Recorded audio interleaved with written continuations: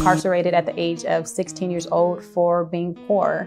I was handcuffed and sent to jail for stealing underwear for my little sister. I see myself as the poster child representing every young woman that has been to hell and back, and though doubted by the world, holds strong to prove that she too can be somebody. But we have been conditioned to just find someone else to place blame to. Our society just criminalizes us. They look at children as if they have the mental capacity to make the right decisions all the time.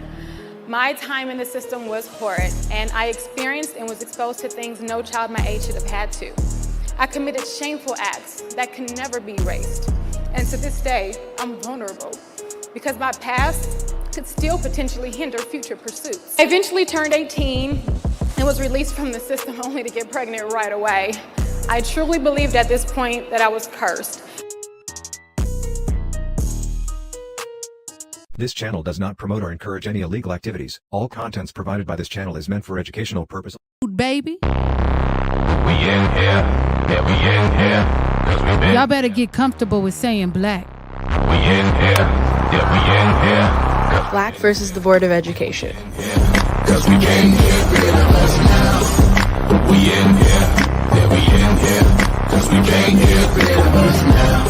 And you know that we don't ever go, 'cause we been here. That's why we are indeed a whole mood. That's it.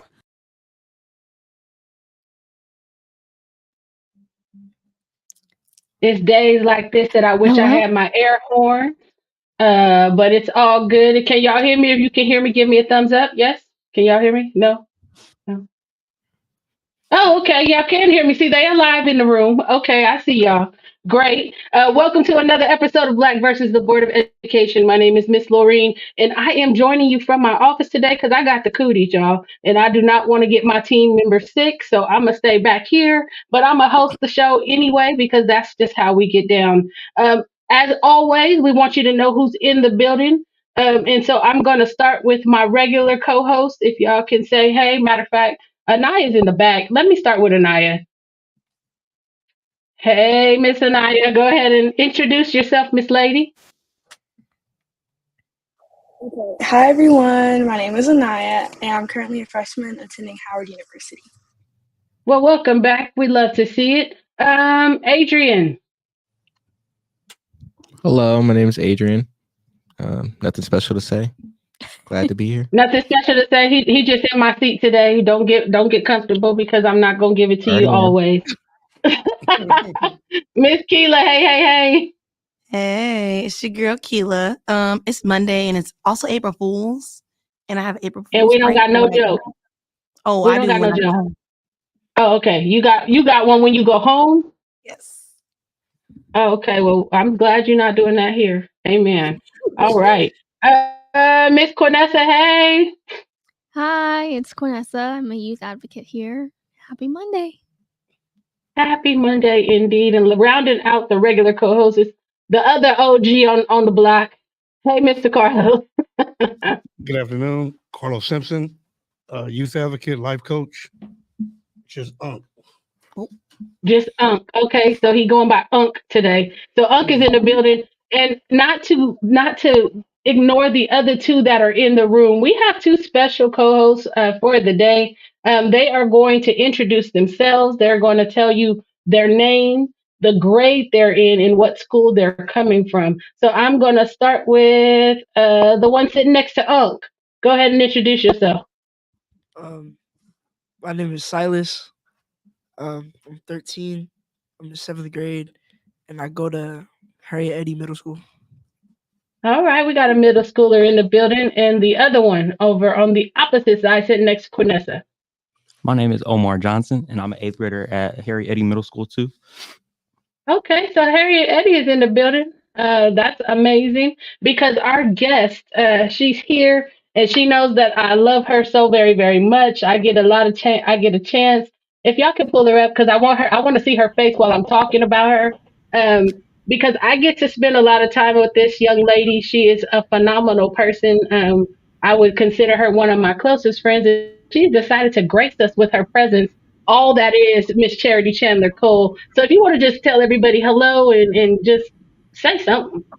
Hi, everyone. Oh my gosh, I am incredibly honored to be here. And let me just say this, I do a lot of speaking engagements, TED Talks, all kind of things. And I am nervous right now because y'all are like the bomb. Like this group right here and the work y'all do, this is like royalty when it comes to advocacy and work. And so the honor is just truly mine to be here. And I'm just excited to have a conversation today with Black versus Board of Education. Thank you for having me. And so, what people don't know about Miss Charity, so if you are part of our BBSN program or BGSN, that was born out of a conversation that we had on Instagram Live right after George Floyd. And we were having a whole conversation. I'm like, we should start something. She's like, yeah, we should.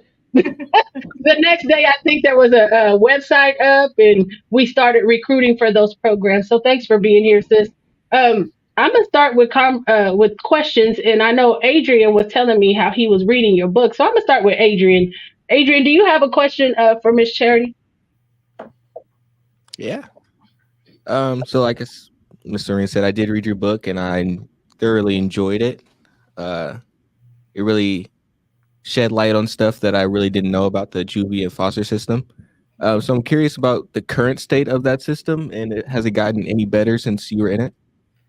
No, well, thank you, one, for reading the book. I know it's not an easy read. It could be a very triggering read, but it's also a very educational read. And just to give context for those in the audience, I used my story and experience in the foster care and juvenile justice systems to shed light on true systemic injustice, and the stranger in the book being strangers that are benevolently disguised as protection in the form of policies, lawmakers, people wearing badges and uniforms who command your submission and demand your respect. And so part of why I wrote the book today, over 20 years later, was because no, the system hasn't changed. A lot of the harms and incredible injustices that you see happen in the book are still happening today. And so for me, it was a unique opportunity to use and leverage my story with the hope of real change and advocacy coming about. Which is scary, right? Because that happened over 20 years ago and there hasn't been any change, at least from a systemic perspective. Anaya. I want to ask you, what is one piece of advice you would give young people who may find themselves in the same position that you were in? Yeah, so when we see some of the injustices that happen in the system, for me, it was abuse in the system, neglect in the system, sexual exploitation in the system. And we know that most of the kids that experience child sexual exploitation, they come out of these systems where they're vulnerable. They don't have a voice. They don't feel worthy. They don't feel loved. They don't feel seen. And they're just more, what's the word I'm looking for? They're just more susceptible to abuse. And so I would tell young people today that they are worthy, they are beautiful, they do not deserve any of the horrific things that are coming their way or that are that adults try to direct to them, and that to hold strong. And if you have three superpowers, and these are the three superpowers I live by: self-love, self-worth, and self-validation, that you become unstoppable. But these are things, unfortunately, that you have to give to yourself. If you have the privilege and opportunity to have people in your lives that are going to pour that into you and give that to you, that's great. But you unfortunately have to be the source of that love, of that validation, and of that worth. And know that you're deserving of all three of those things, and that you need to prioritize those things for yourself, and that no one deserves access to you. You owe no one nothing. You are born into this world worthy. You don't have to do anything to earn it. It is your birthright. And just be strong. And you shouldn't have to be strong. You shouldn't have to be resilient. But know that you have a voice and you don't deserve anything less than love, appreciation, joy, and happiness. So I'm going to take the opportunity to kind of pick on our guest for the day. I want to kick it to Omar and see if he has a question for you. Yeah. So what was it like reading the book? I mean, like writing. Yeah. Writing the book. Oh my gosh. So there were so many different emotions that came up writing the book. I, first wrote the book because I felt like there was a need to tell the story, but I also felt forced to tell the story because I had so many people trying to diminish my light and attack me and take me to a place where people like, let me just preface it with saying people like me aren't supposed to become CEOs or become doctors or be successful or have happiness and have joy. We're supposed to, tuck our tails, keep our head down, and hope no one bothers us. We're not supposed to be anything. At least that's what we've been taught. That's what we've been told. That's how we've been handled and treated. And the second we do something good for ourselves or try to do good for others, there are people that want to tear you down in the process. And so for me, I, wrote the book to shed light on an important issue, but to take back my power.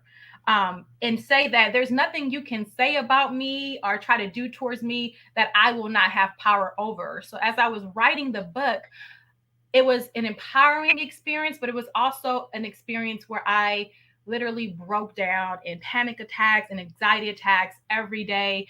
It was moments where I had to force myself to relive certain events. I even had to call people like, did this really happen?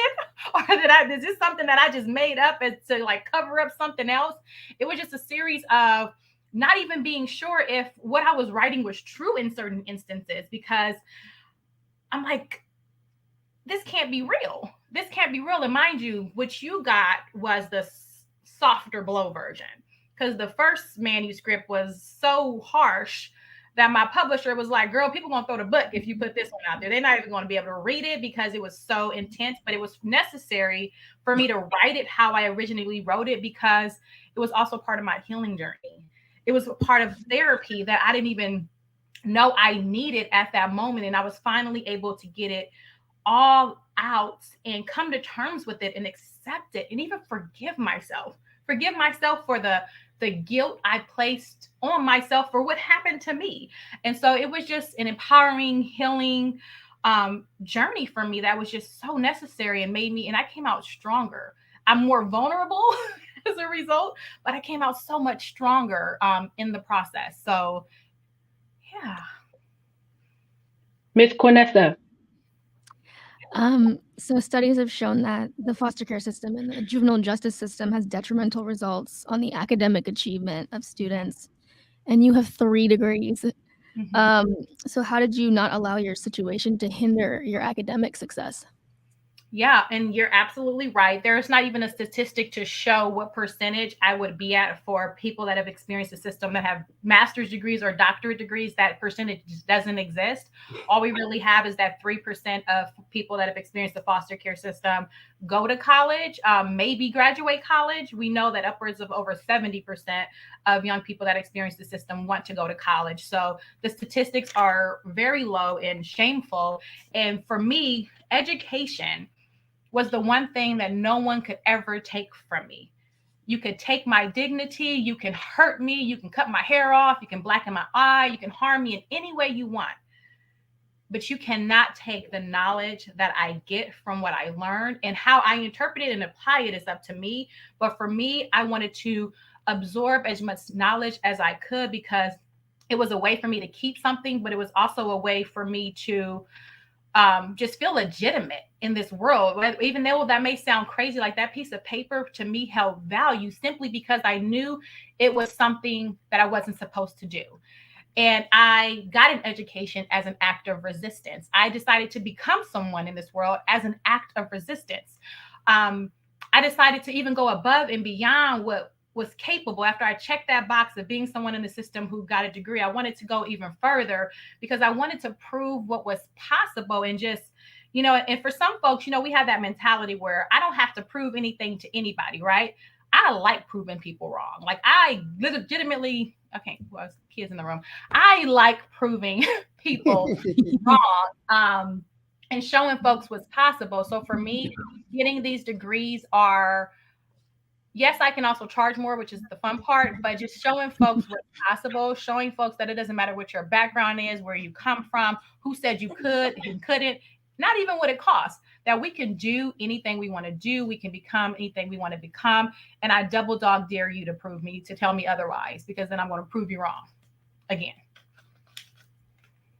Okay, I see you're a little feisty today. Okay. Stylist, I'm gonna kick it over to you. How much do you think what you went through influences your life like today? All of it. All of what I went through. And thank you, Stylist, for that question. Shout out for the middle schoolers in the room. I'm gonna keep very PG today. It 100% influenced who I am today. And the interesting thing is when you go through traumatic experiences or you have a certain background, you try your hardest not to let it influence who you are. You try your hardest to hide from it, to act like it never happened, because I could easily walk about this earth with all my degrees and titles and all that and act like nothing happened and completely hide from this past that I have.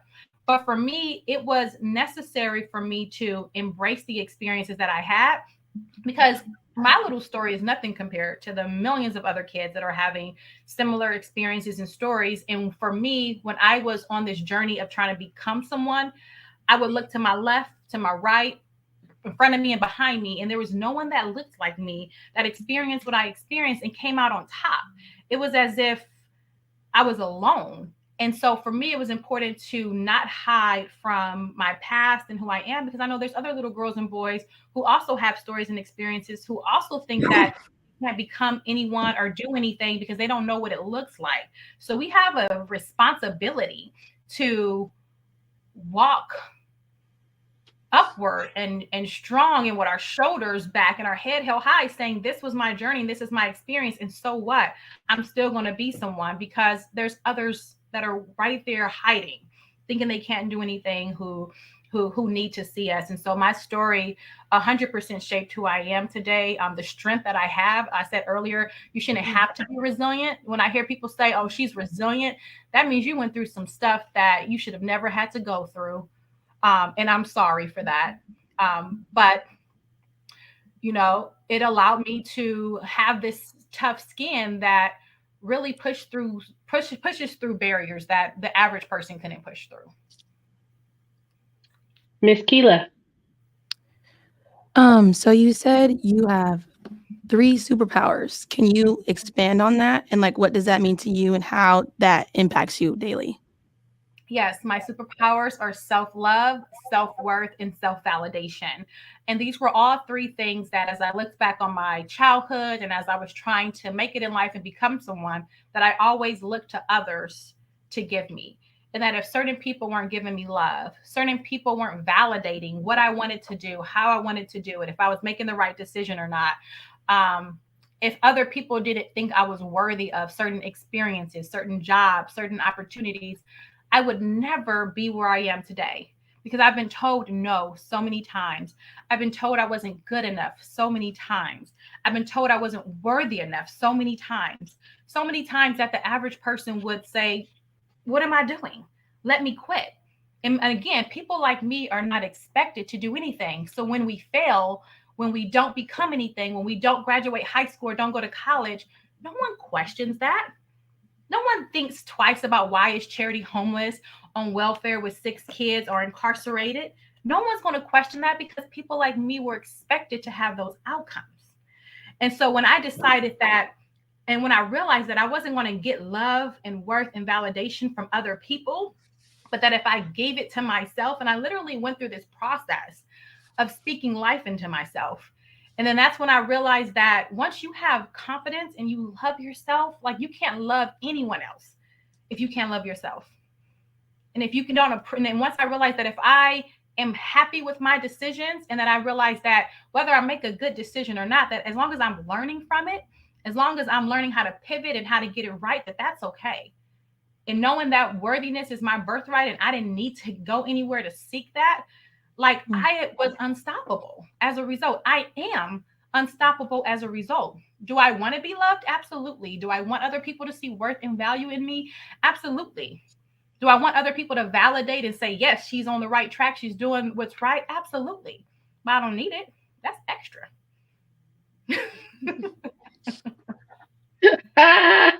I'm over here weak because you are cutting up today. Mr. Carlos, it's on you. So yeah, I used to work at a place called Pine Grove, and me and Joseph came and we actually met you at the premiere. And Scott's one of my mentors, and If you don't mind, can you get into what Scott Budnick has meant in the ARC as well? Yeah, absolutely. So, oh my gosh, in 2012, I want to say, we created an organization called ARC, or the Anti-Recidivism Coalition. And this organization was created by two guys primarily, one being Scott Budnick, who is a movie producer. And did I freeze? Am I still here? Okay, I froze a little bit. And then my good friend of mine, Prophet Walker, who saw an extreme void in the criminal justice system where young people were being incarcerated at alarming rates. There wasn't any real due diligence or recognition of them being children, any recognition of how they were being treated, how they were being handled while in the system, and the outcomes they were having after the fact. And so Scott Budnick, decided to stop producing movies. He's the producer of like the Hangover movies, and he decided to direct his attention to criminal justice reform because he was moved by the incredible injustices that were happening. And I applaud him because most people will talk about what's wrong with our systems. They'll feel sad and give you, thoughts and prayers and maybe even write a check, but they will not put themselves in a position that causes them potential risk in their career and in their life to do something good for someone else. And Scott is someone I would call a true co-conspirator because he risked his career, he risked his, his livelihood to some degree because he wasn't getting the same checks starting a nonprofit as he was producing movies. And decided to start an organization that not only changed the lives of hundreds of people that were in the system and coming out of the system, but ARC helped to influence laws and policies that we see today in California, where families were able to come home, families that have spent decades in jail because of marijuana charges. Even after the laws were passed, families were still incarcerated, and really helped to humanize the experiences of children and the need to provide more actual support to young people that are entangled in webs of violence and crime that we see that are deeply rooted in oppression, racism, and poverty. And big shout out to Prophet and Scott both because we met through Prophet. Yeah. I just happened to be in LA one weekend and they were like, where are you at, sis? Okay, I'm gonna send her that way. So big shout out to Prophet and Scott. One thing I can say about him is the experience I had going into San Quentin with him absolutely changed my life and how I view formerly incarcerated folks. They are worthy of care, compassion, and concern, just like everybody else. And when we start to understand what we're here for, and we walk in our purpose, we are able to affect the lives of those around us. So big shout out to them. I wanted you to talk about, well, there's so many things I want you to talk about, and I'm trying to figure out which one based on what you're saying. But you recently just got your doctorate degree. Shout out to you.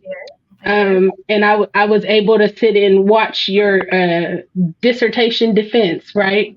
And so I want to know, one, how many people are calling you to come in with your research, because it was some fantastic research. And two, what do we need to do to make sure you get on a bigger stage to inform some of these jokers that's on some of these school campuses that are having adverse effects on our children because they don't understand that their actions can be detrimental, even though they're quote unquote trying to help. Yes, absolutely. And thank you. And I only invited, usually you don't invite people to see your dissertation defense. But for me, it was important to have people in that room that I valued, that I respected, and that I, wanted to share that space with. So Lorene was definitely one of my sisters that I invited, and I'm just so grateful you were there. My dissertation and my research was titled From Mandated Reporter to Community Supporter, Reimagining Schools as the Nexus to Address Intersectional Social Justice. And the research basically was showing how harmful our schools are and can be when they're implementing policies that are inherently racist and inherently harmful and under the guise of protection, and how schools and administrators and teachers do an incredible injustice when they lack the skills and training and knowledge to really support families in a holistic way, but also when that's coupled with a fear of what happens if I don't follow this law, what happens if I don't follow this policy, and not having the resources and support they adequately need to help families that are in need. And so I've been presenting it all over the place. I'll actually be in San Joaquin Valley next week, presenting to the San Joaquin Valley school district, the whole school district, on my research. But even beyond the research, what do we do once we have this information and this knowledge? And so giving those educators, and even though it's their school district, they have teachers, administrators, police officers, therapists, folks in the medical profession. They pretty much have anyone who deals with children and families, especially from a child abuse prevention lens, will be in the room. And so making sure they walk away with tangible tools on how do I show up differently, knowing the information that I know. And regardless of what position they're in, if they're able to enact change at a systemic level or an organizational level or even at an individual level, they'll walk away with things they can do differently. You know, a lot of my research and my work is on the system. We historically always put blame on individuals, and why individuals, yes, you do perpetuate bias and racism and harm at an individual level. If those policies and practices and laws do not exist, you're not going to be in a position to have the power to implement these harms. And so my beef is with the system, it's with the policies, it's with the people who have the power. And so by putting a lot of the concern with the systems, it gives the individuals the ability to not feel like they're always in a constant state of feeling the need to be defensive and not wanting to show up and not having the buy-in. And so I help schools and educators really come to terms with, this isn't just a you problem, it's a larger systemic problem, but let's show how you showing up every day and perpetuating this harm keeps us, you know, in the same space and in the same direction. And I look at a lot of what do we do in schools beyond the curriculum. It's one thing to send kids to school to learn something or be educated, but if there's a whole host of other distractions, if there's school resource officers, teachers that are not respectful, the culture and the environment doesn't allow for children to thrive and succeed, there's no consideration of kids that are system involved, like the juvenile justice system or foster care system, and there's not accommodations made to support them because of the lack of stability they have, then what are we doing? We're coming in and we're expecting children to succeed and thrive when the space isn't really geared toward their individual success. And so really helping educators and schools realize how to be more culturally responsive in their leadership, how to be more supportive of students, but also to help them realize that they're battling a dual consciousness whereby they're showing up every day to do a job, but if that same energy was directed towards them, they would not be happy with the level of service they were receiving when those policies shift and they're on the receiving end of it. And so how do we show up as community members, as people, humanize these experiences and show up for each other in a way that we would want to be showed up for? I know that was a lot, so I hope I answered your question. No, I got it. And it's just like, you know, my situation is, yes, my beef is with the system, but some of these jokers, my beef is with them too, because they don't know how to step down, how to pipe down. They're loud and wrong a lot of the times. And so thank you for that. I'm going to kick it right back to Adrian because he started us off. So, Mr. Adrian, it's on you, sir. Yeah. So in your book, you talked about how as a kid you were in a mock trial and you know you did really well, you killed it. So I'm wondering, can you describe that moment for you, and did it change anything in you that led you to where you are now? Momentarily. So what he's talking about is when I was in a group home, there was an opportunity that came up where they were going to allow one young person to be a part of a young lawyers program at Loyola Law School. And so there were about 49 other kids who came from other schools in the district that were predominantly Hispanic. And because our group home was a part of the larger school district ecosystem, they said, we want to, you know, check the box and take one of the kids from one of your group home. I was selected simply because I was acting real crazy at the group home and pretending to be crazy, because for me, that was like a survival tactic. If folks think I'm crazy, they're not going to try to fight me or mess with me if they think I'm going to do something crazy. And so they used to try to send me to like counseling and talk to therapists and try to diagnose me and figure out what was wrong with me without ever asking me what was wrong with me. Crazy, right? But through that experience, they realized I was super smart, super articulate. I was a brilliant kid, and I didn't know this either, but they were like, you should go to this program. And I was also a young debater unknowingly, because I was always an advocate at heart and at spirit, now that I think about it. And so they just said this would be a good outlet for you to direct all that energy towards, but also we think you have potential at what we're not sure, but give it a try. And so I went to the Young Lawyers program, was 1 out of 50 kids, the only Black kid in the program. And through that experience, I was able to, we were all giving a case, and I was a part of a young battered woman syndrome case. And we all had a role, whether you're on the jury, you're the defense attorney, you're on the prosecutor side, the court reporter, whatever. And I was the one defending the young woman who, killed her husband, who was beating her, and who she thought she was going to die, and she was suffering from battered woman syndrome. And in that moment, it was extremely empowering because I got to defend someone who represented a lot of the young girls that I was locked up with and in the group home with, girls who experienced abuse, who experienced trauma, who experienced neglect, who experienced not having a voice, no one caring about what happens to them or the harm they experience. The world only cares about how they receive us and how they experience us. And so for me, she was just voiceless and, didn't have any agency. And I unknowingly in that moment, and I was assigned as her one of her defense attorneys, but it was responsible for the closing argument. And so I remember staying up all night writing this strong argument for her. But when the time came, all I remember was blacking out. And when I came to, everyone was like applauding and like standing ovation because apparently I didn't do anything I wrote. And I just really went to bat advocating for her and talking about, like, off the top of my noggin. I think I just watched Lord of the Rings the other day, so that's where noggin came from. Like noggin. But just like off the top of my head, just started advocating for her. And I was told in that moment before the trial that she was going to lose. They already kind of predicted, what the outcomes of all the cases would be, but they let us go through the little rigmarole for experience. And that case ended up resulting in a mistrial, which never happens because they were already deeming her guilty. They were already expecting the jury and everyone else to lead towards guilty. And it was so powerful that it ended up being a mistrial, which means she gets to potentially go to court, appeal her case, and, try again. And for me, I felt like I defended every young girl I was locked up with. It invalidated their experience and gave them voice. And then I realized I was a little smart from that process.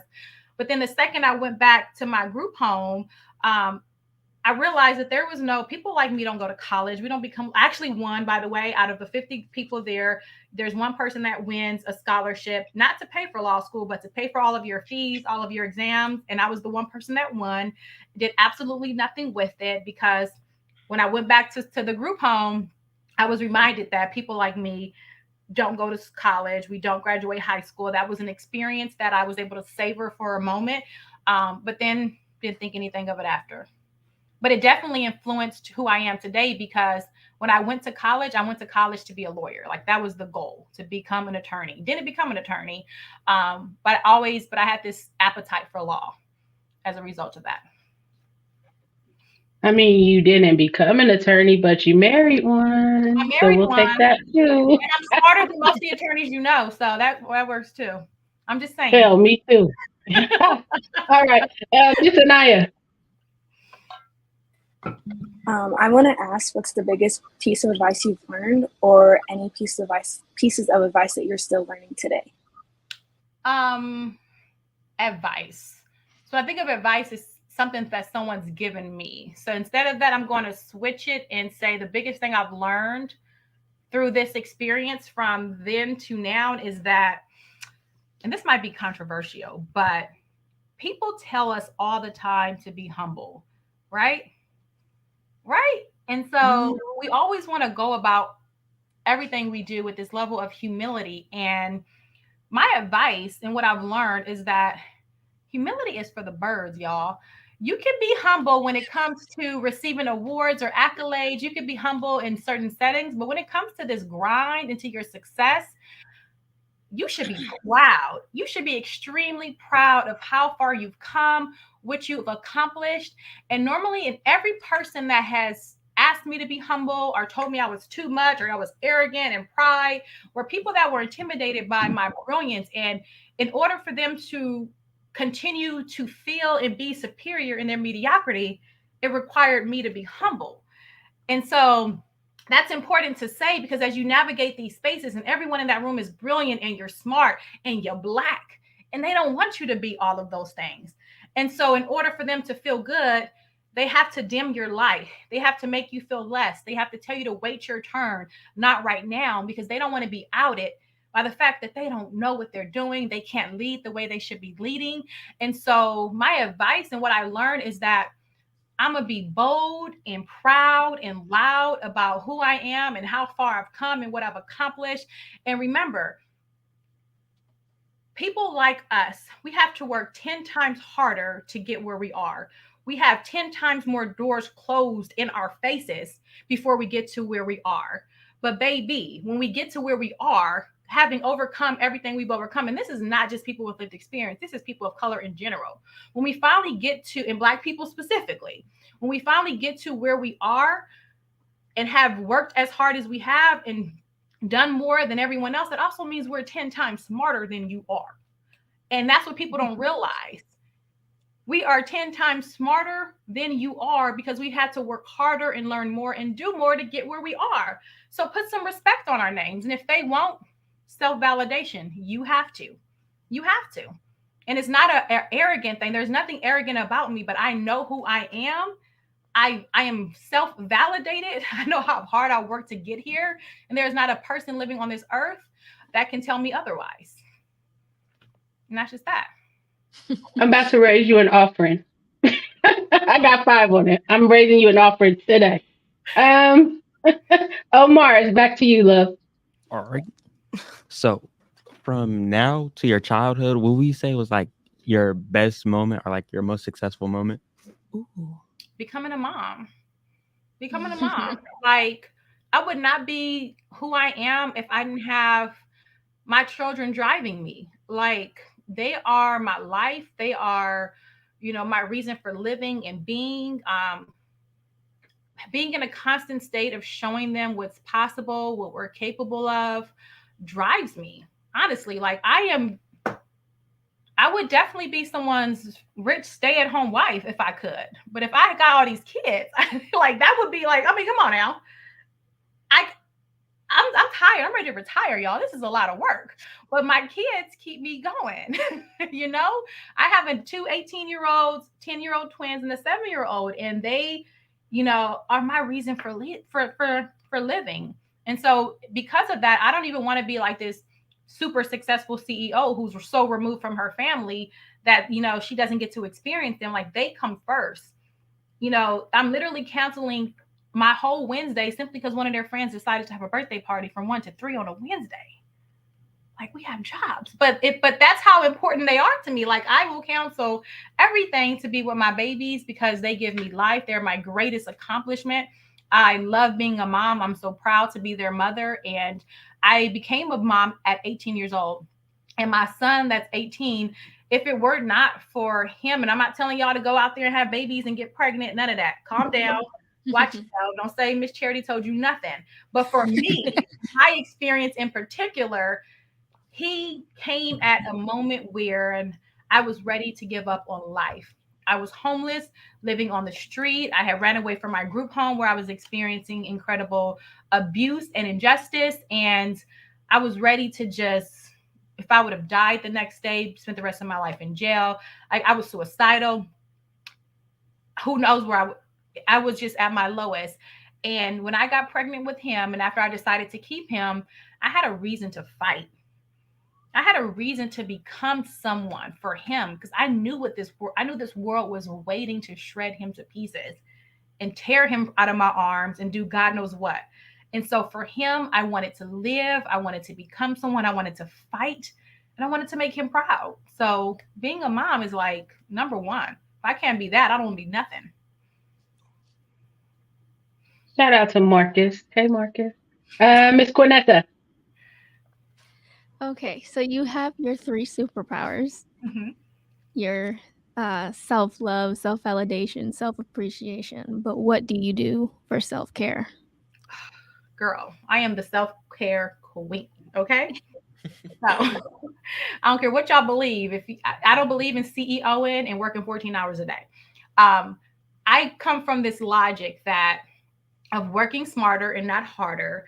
in that if my home and my life is fulfilled, meaning my kids are taken care of, my husband's taken care of, I feel good, I'm well rested, I'm drinking my water, I'm able to put my moisturizer on at night, that I'm going to go to work the next day and put 1,000% of my effort into my work, because I'm not worried about home. I'm not worried about the things that I neglected. I'm not worried about having missed doctor's appointments or my kids' recitals. And I have nothing to prove to anyone, because I know I'm smart. I know what the amount of impact I could have. I'm not about performance, the performance of being a CEO or, what we're doing. Is what is the impact I'm having? What is the impact I want to have? And are we doing that? And because I lead my life from a place of impact and not performance, I don't have to act like I'm out here sending emails at 2 a.m. in the morning, or that I'm just so overwhelmed because of the CEO job. I'm working 29 hours a day and 24-hour day work, but that's what we do. We pretend that we have to do all these things because we're CEOs, or we have this title, or we have this job. And yes, we do work hard. We do a lot, but you cannot pour from an empty cup. I will not pour from an empty cup. So if I'm not constantly refilling myself, I know I'm doing a disservice to everyone that I'm trying to help, whether it's my children, whether it's the people I'm working with, my staff, my friendships.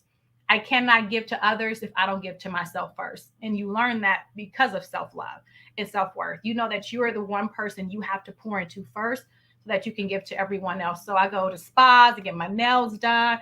I will take a whole day off work and binge watch ratchet reality TV on purpose. And I feel bad about it, because if that's what I need in that moment, so I can show up and seize the day and have an impact, and that's what I'm going to do, and not feel guilty about it. Sometimes people self-care and they can't enjoy it because they're guilty about it.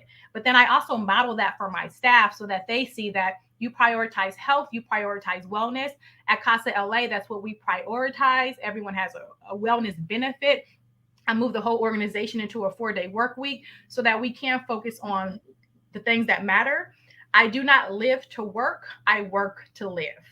And at the end of the day, no matter what work I do, it is a job. It doesn't mean I can't have an impactful, it doesn't mean I can't have an impact. It doesn't mean that I'm not leading with authenticity and integrity. It means that it's a job at the end of the day that I just love doing, that I'm passionate about and I care about, but I'm living. My goal in life is to live. Period. Oh, wait, I'm gonna say it over. That's on period, and that's on okay. Just saying, I'm still working on that. I think I work 29 hours a day. I don't know. I'm still working on that. So, thank you for saying that, because I always need that reminder. Let's see. Y'all, I'm like, get over here. Let's go. We're going to Palm Right. Springs. She took me to Palm Springs. We had a wonderful time. We need a do-over or somewhere. We did nothing on purpose, is what we called it, right? Nothing on purpose. Nothing on purpose. That's right. That's right. Silas? Could write another book. What would it like? What would you write about? I am writing another book. Ooh. And it's a working title, but it will be called Leading with Lived Experience. Because once you get through this journey, there's a lot of us who go on to lead organizations, lead efforts and initiatives, but there's no real how-to guide on how to lead, because there shouldn't be really a how-to guide on how to lead. So it's really creating a space where we can be seen, we can be heard, we can be valued, we can be validated, and just really helping leaders lead authentically. We lead differently. But whenever we go into these spaces and organizations, we try to fit into these kind of pre-prescribed molds of what leadership looks like. And as a result, we do an incredible disservice to ourselves. We become exhausted. We actually put ourselves in the same position we left, where we don't have a voice, we don't have agency, because we're trying to execute other people's missions and ideas. When I came to CASA-LA, and they know this, it's not a secret if anyone ever watched this, but I had moments where, in theory, a lot of the things I talked about, people loved, but in practice, they were like, oh shit, she meant it. She was serious. And, there was a lot of resistance to it. And it was tough navigating that resistance, because I was on an island all by myself. Not only are you already on an island all by yourself as a CEO, but then when your thought, how you think is different, your perspective on things are different because of your lived experience, people don't understand where you're coming from. And people with lived experience, we already have the answers because we've lived it. We know the solutions. And so we kind of want to skip the how do you get there piece because we have that answer and we just need people to, be quiet and listen. But we also want to get that buy-in along the way. And so I want to help other people who are leading, whether it's, you don't have to be a CEO or executive director to be a leader. You could be leading in any capacity. But so to understand that, one, you could be a leader in any capacity. And two, it's a lonely journey, but it's one worth walking. And so let's figure out what the various ways in which it can look like for you. And so I'm currently, having amazing conversations with different leaders with lived experience for a podcast I'll be launching called Leading with Lived Experience, where we talk with other leaders about their journeys, navigating leadership, about, imposter syndrome and, just lack of respect sometimes, and just the plethora of things they experience as they're leading. And I'm going to turn the series of the podcast and the, blogs and all things I'm going to be doing into a book where people can see that you're not alone. There's many ways to lead authentically with lived experience, but you're going to get a lot of resistance along the way. And here's how you fight it. And so at the top of this, I didn't even say what this episode was called. It's because I'm trying not to talk so much. But it's called From Struggle to Success, Dr. Charity Chandler Cole's Journey Through Juvenile Justice to CEO. And it is on you, Miss Keela. Before sorry, I haven't talked in a minute. Before I ask my question, I just want to compliment you. I feel like I've never met you, but I believe everything you're saying to me. And I like how when you're speaking, you're putting your personality into it. And it's okay, you're talking to me as a friend, but you're being serious. So I just wanted to tell you, I really appreciated that. Thank you. But so my question is, so what exactly is CASA? And then what do you do as a CEO? Yes, so CASA stands for Court Appointed Special Advocates. I specifically run CASA of LA. There are many CASAs. LA is the largest CASA program in the country. And what we do is we show up in life and in court and advocate for kids and families impacted by the child welfare and juvenile justice systems. We organize ordinary people like yourselves to show up in an extraordinary way for children in our community. And we train individuals on everything they need to know about the child welfare system. You don't have to have experience. You don't have to have worked in social work or law. We have a very amazing training that CASA-LA we've kind of revamped to make sure that our community members are ready to show up for our babies and our kids and advocate for their rights in court.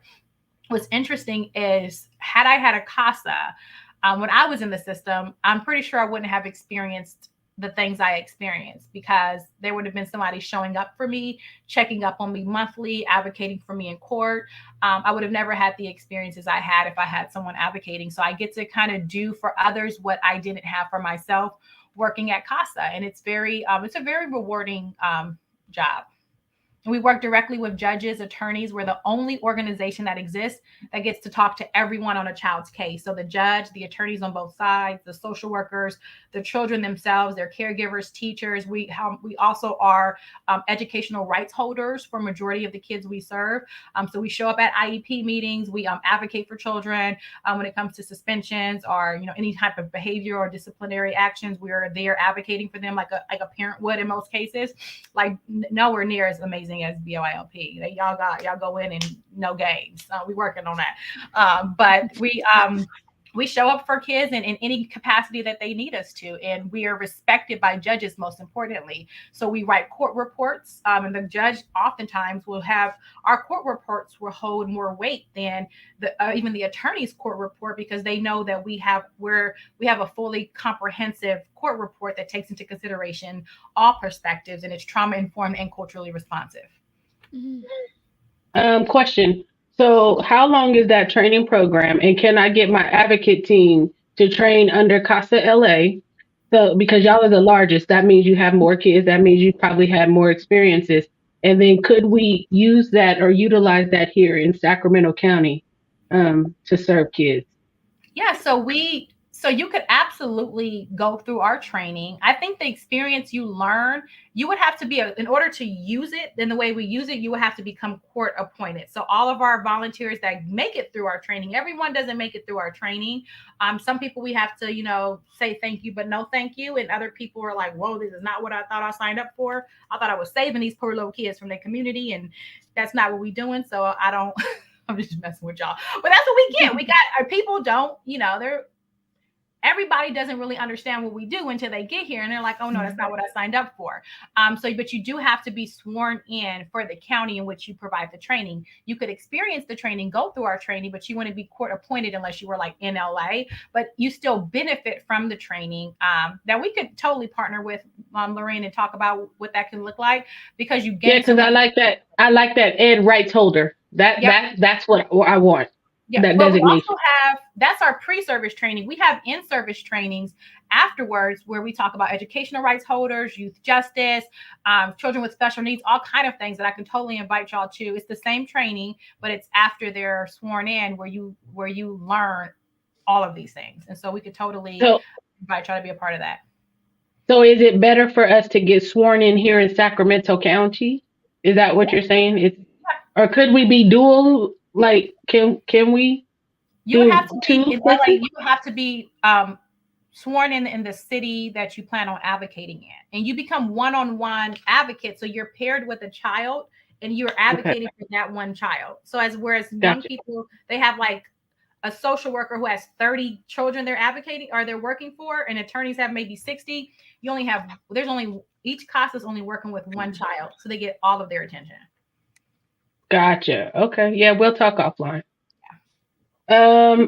Let's see. Adrian, coming right back to you. We got about 9 minutes left, so keep your questions brief. We'll give a quick round robin for folks who have questions, and then we'll go ahead and sign off. So Adrian, right back to you.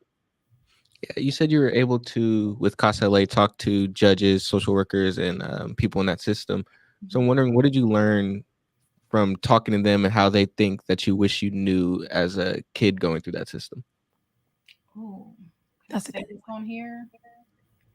Trying to get me in trouble, Adrian. I learned that we put a lot of trust in people that have titles and positions, and they don't always fully know what they're doing or have proximity to the communities they have the power of making major decisions over. Thank you. Yikes. Okay. Anaya. If you weren't doing the work you're doing today, what else do you think you'd be doing? Ooh, outside of being a rich person's housewife, right? Okay. Joking. My husband is going to get me in trouble. I would be, so before I started at CASA, I was actually leaving my job. I was working at the AIDS Healthcare Foundation, and I was going to quit to invest 100% of my energy into my consulting firm. So I also have a for-profit consulting firm, and I always wanted to help social justice focused nonprofits, with some of the administrative and other burdens they have that don't allow them to succeed in the way they need to, and take just a lot away from their ability to be in the trenches in the field. And so I would have really expanded that consulting firm to just do a lot of work. But now I've since, I still have a consulting firm, but I pivoted it, and I'm going to be relaunching it this year while I'm doing CASA work still, but on the side, doing my consulting and other gigs, where I'm going to be, and even after this, leveraging the power of research and storytelling in a way that allows us to really have, transformative change when it comes to policies and laws, and how organizations and businesses are showing up, how they're interpreting laws, how they're implementing them. I just think there's an incredible need for us to highlight the stories and impacts of organizations like BYOP in a way that drives real change, help them get real funding, and help shape laws and policies and how we show up. And so I love, I'm a nerd. I mean, I'm not just Dr. Charity for nothing. I love research. I love information. And I just want to, have the two intersect, the power of storytelling, research, intellect, and innovation, and kind of help orgs flourish in that way. And more to come. I can't tell you too much, but there's some things coming. Mm-hmm. Omar. All right. So, which law school did you go to? I didn't go to law school. I was going to go to law school. I studied for the LSAT and everything and ended up taking a different journey. I went to college to be a lawyer, but then, my husband, we had twins along the way. And so I went to grad school instead. Which one? I was going to go to Loyola Law School because, I went to LMU for undergrad. So I was just going to, go to LMU, Loyola Law. And that's where I did the Young Lawyers program. Y'all see how I kind of just stuck with Loyola after that? Miss Quinessa. I'm new to the advocacy world as of 7 months ago. One thing that I struggle with is it is emotionally hard work. And I can't imagine how that is with your own trauma and also your own history. So I guess what work have you done for your mental health to be able to continue doing what you do? Yeah, that's where the self-care piece really comes in. You have to be in a constant state of refueling yourself, re-energizing yourself, because it's the work I do is triggering every single day. And it's easy to just say, it's enough. I can't do this anymore. But then I'm reminded that people like me need to stay in this work. People like you need to stay in this work. And, I give myself grace. I know I'm not going to win every fight and win every battle. And when you come in this space, especially with someone who's lived experience, you want to fight these fights every day. You want to win. You don't like taking no for an answer. You don't like dealing with the bureaucracy or red tape. But the reality is that you're working and advocating in a system that's not broken. It's working exactly as it was meant to work. And we are forcing ourselves into spaces that have already determined the outcomes and fates for the young people and the people in general that we're advocating for. And we're trying to be the exception. Every day you're trying to be the exception to a rule that exists. And you just have to keep fighting and keep at it, knowing that you're not going to win sometimes. And so I give myself a lot of grace. I give myself a lot of compassion. I don't take things too, I'm not too hard on myself, and I just refuel and get ready to fight another day. But there's no really right answer to that. You're in a constant state of mental and physical exhaustion. So if that means I worked 4 hours today because my body and my mind can't take no more, then that's what you're getting. I don't give more of me than I can. I can't. I love that. Silas. If there is anything you could redo in life, what would it be? Ooh.